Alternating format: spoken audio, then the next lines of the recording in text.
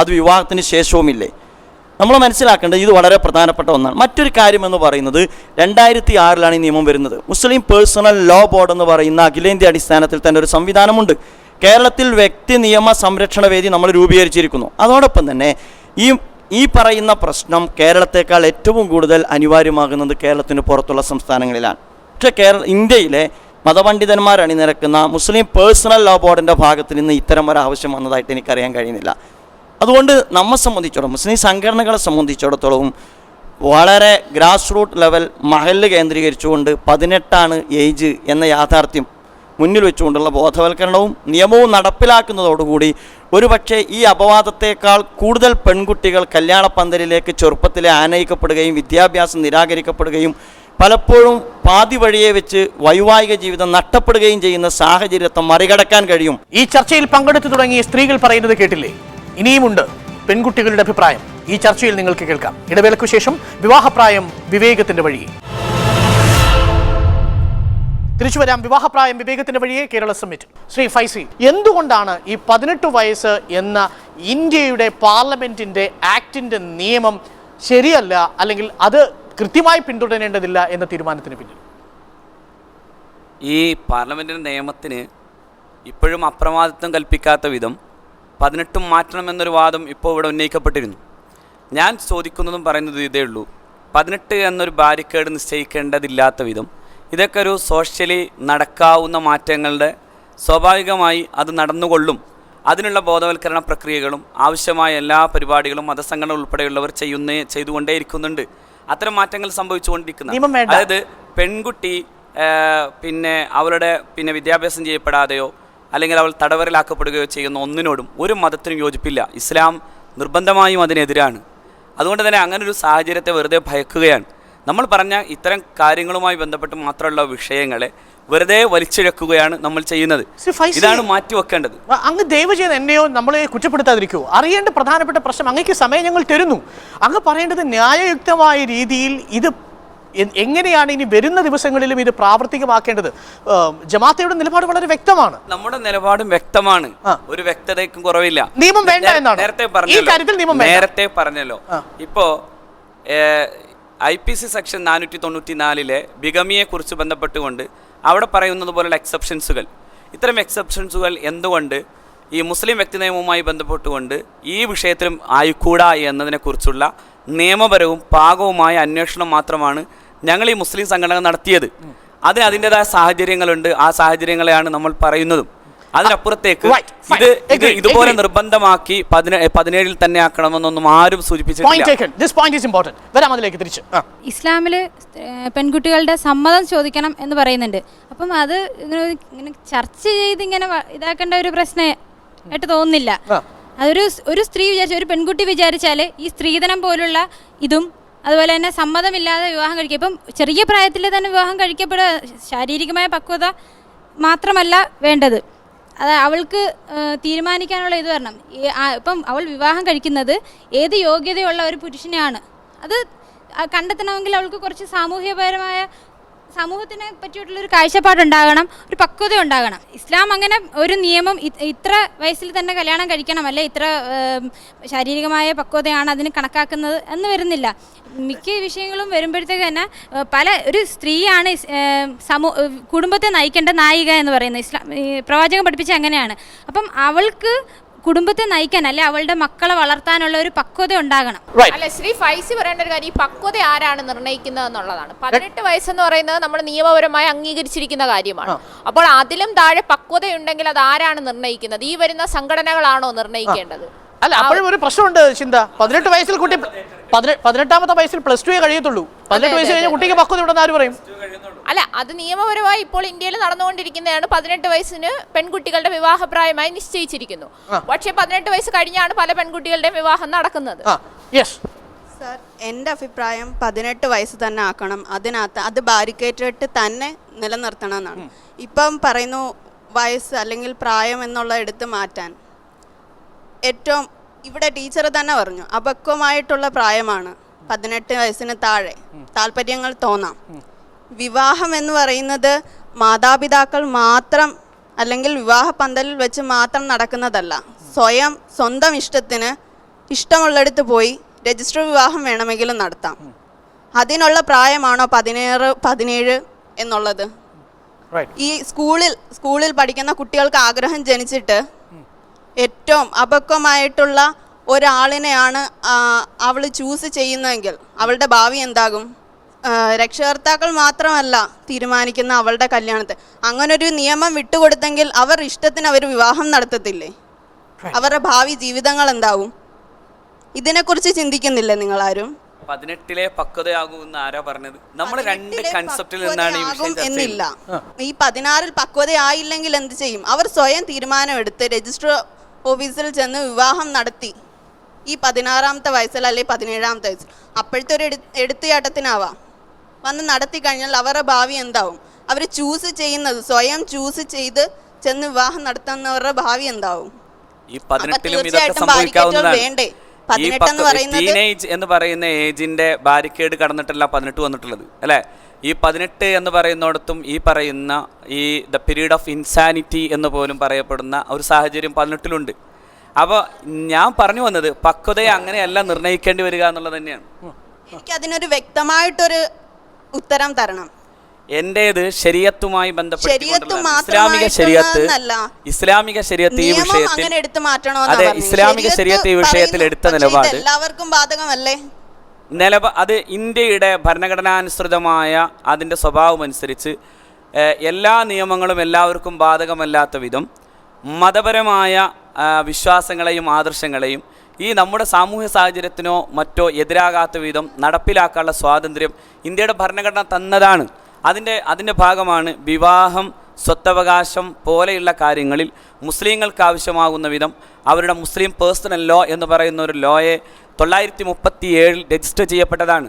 അത് ഇന്നും നിലനിൽക്കുന്നു, യാതൊരു ആക്ഷേപവും കൂടാതെ നിലനിൽക്കുന്നു. ഇടയ്ക്കുണ്ടായ പല പ്രശ്നങ്ങളിലും അവസാനം ഇന്ത്യയുടെ പാർലമെൻറ്റ് പോലും ആ വിഷയത്തിൽ ഇടപെടാതിരുന്നു എന്നതാണ് പ്രധാനം. EMS പോലെയുള്ള ആളുകൾ ഈ ശരീഅത്ത് മാറ്റണമെന്ന് പറഞ്ഞപ്പോഴും നമ്മുടെ പാർലമെൻറ്റ് വളരെ ശക്തമായി നിൽക്കുകയായിരുന്നു ശരീഅത്തിൽ ഇടപെടാതെ. അപ്പോൾ അതുകൊണ്ട് നമ്മൾ പറയുന്നത് ശരീഅത്തിൻ്റെ വാദവും കൂടിയാണ്. ശരീഅത്ത് ഇവിടെ ഈ കൃത്യമായി ഒരു സമയം, ഒരു വയസ്സ് നിശ്ചയിക്കാതെ അതിൻ്റെ ഭാഗമാകുന്ന സാമൂഹിക സാഹചര്യങ്ങളും കുടുംബ സാഹചര്യങ്ങളും ഒത്തുവരുമ്പോൾ ഒരു പെൺകുട്ടിയെ വിവാഹം ചെയ്യപ്പെടാവുന്ന അവളുടെ അനുവാദത്തോടു കൂടെ അവളുടെ രക്ഷിതാക്കൾ ചെയ്യേണ്ട ഒരു കർമ്മമാണ്. അത് ആ ഇൻസ്റ്റിറ്റ്യൂഷൻ എന്ന നിലയിൽ തന്നെ സ്ഥാപിതമാകണമെന്ന്. ഒരു രക്ഷകർത്താവ് മാത്രമല്ല അവളുടെ ഇങ്ങനൊരു നിയമം മാത്രമല്ല കുട്ടിയും കൂടി ബാധകമായതുകൊണ്ടാണ് കുട്ടിയുടെ അനുവാദം എന്ന് പറയുന്നത്. തനിയെ സ്വയം തീരുമാനം എടുത്തു കഴിഞ്ഞാൽ എന്ത് ചെയ്യും?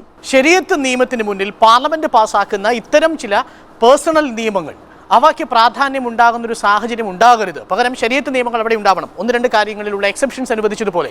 അതുമാത്രമാണ് ഫൈസിയുടെ ആവശ്യം. യഥാർത്ഥത്തിലുള്ള അനിവാര്യ ഘടകങ്ങൾ എന്നൊക്കെ പറഞ്ഞത് നമുക്കവിടെ മാറ്റി നിർത്തിയാൽ ശരീഅത്ത് നിയമം നിലവിൽ പാർലമെന്റ് നിയമിക്കുന്ന നിയമത്തിൻ്റെ അപ്പുറത്ത് നിൽക്കുന്ന ചിലത്, ചുരുങ്ങിയ പക്ഷം വിവാഹത്തിൻ്റെയും പേഴ്സണൽ ലൈഫിൻ്റെയും കാര്യത്തിൽ, സിവിൽ കോഡിൻ്റെ കാര്യത്തിൽ ശരീഅത്തിന് അതിൻ്റെതായ ഒരു സ്ഥാനം ഉണ്ടാവണം എന്നാണ് ഫൈസി വാദിക്കുന്നത്. തീർച്ചയായിട്ടും നമ്മൾ ഇതൊക്കെ ഉള്ളപ്പോൾ തന്നെ നമ്മുടെ ഭരണഘടനയെ ബഹുമാനിക്കേണ്ടതുണ്ട്. ഭരണഘടനയിൽ സ്ത്രീക്കും പുരുഷനും തുല്യത പറയുന്ന ഒരു ഭരണഘടനയാണ് ഉള്ളത്. അതുപോലെ തന്നെ ലിംഗാടിസ്ഥാനത്തിലുള്ള വിവേചനം പാടില്ല എന്ന് പറയുന്നുണ്ട്. അതുപോലെ തന്നെ ജീവനുള്ള സംരക്ഷണവും അതുപോലെ തന്നെ ജീവിക്കാനുള്ള അവകാശവും എല്ലാം പറയുന്നുണ്ട്.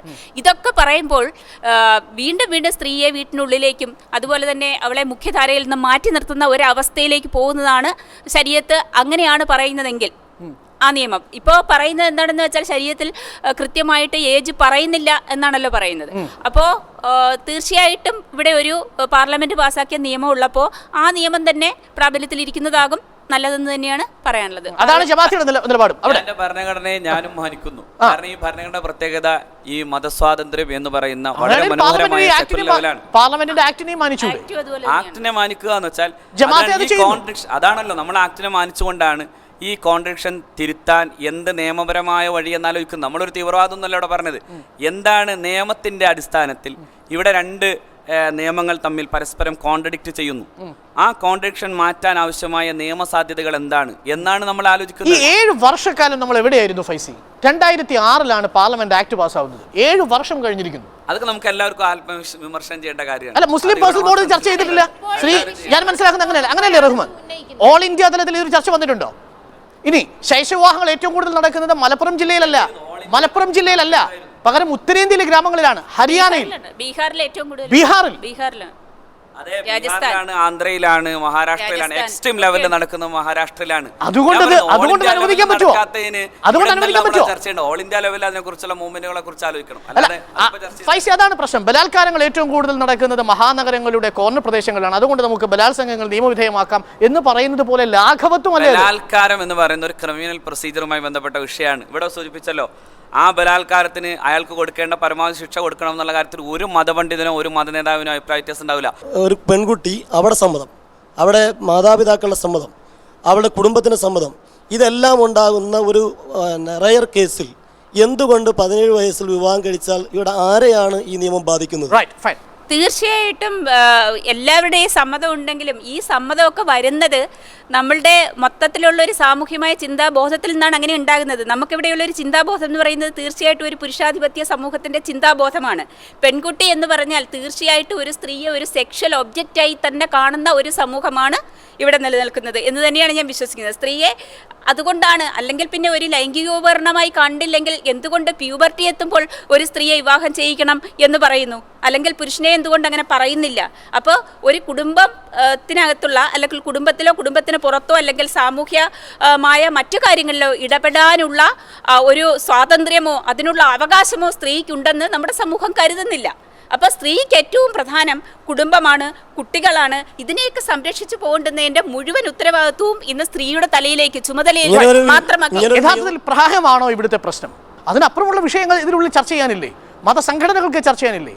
സ്ത്രീധനത്തെക്കുറിച്ചുള്ള ചർച്ചകൾ എന്തുകൊണ്ട് വരുന്നില്ല സമുദായത്തിനുള്ളിൽ? എന്തുകൊണ്ട് സ്ത്രീകൾ വിദ്യാഭ്യാസം നേടുന്നതിനെക്കുറിച്ച് ചർച്ചകൾ വരുന്നില്ല?